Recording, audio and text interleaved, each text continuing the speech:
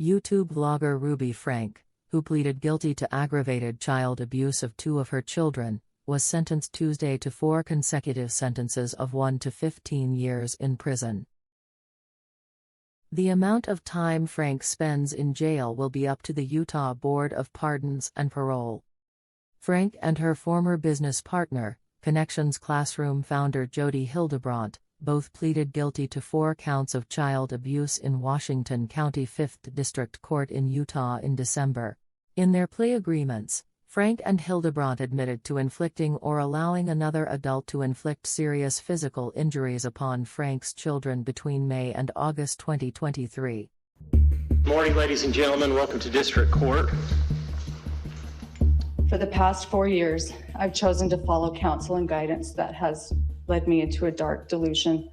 Ruby Franke, the Mormon momfluencer whose controversial tough love videos hid a dark reality, was back in court today, giving a tearful statement during her sentencing hearing. I was so disoriented that I believed dark was light and right was wrong. Her estranged husband, Kevin, and 2 oldest children sitting in the front row behind prosecutors as she apologized to them directly. Kevin, my husband of more than 23 years, you are the love of my life. I'm so sorry to leave to you to finish what we both started together. To my babies, my 6 little chicks, you are part of me. I can see now that over the past 4 years, I was in a deep undercurrent that led us to danger.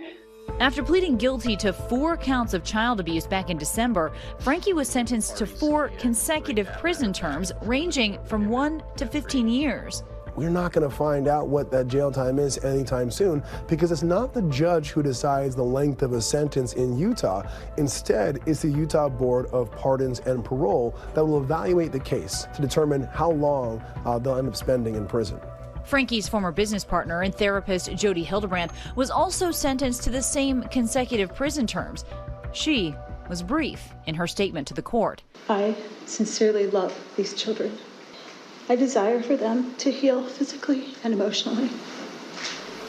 Throughout the hearing, the prosecution detailing at length the abuse that occurred inside Jodi's Utah home. In addition to physical abuse, the children were emotionally abused, to the extent that each believed, to some degree, that they deserved what was being done to them. Had the older of the children not had the courage to run away and ask a neighbor to call the police, heaven only knows how much longer he could have survived in that situation. That call to police came in August of 2023. 911, the address of your emergency. I just had a 12-year-old boy show up here at my front door asking for help. When Ruby Franke's 12-year-old son ran to a neighbor's home begging for help.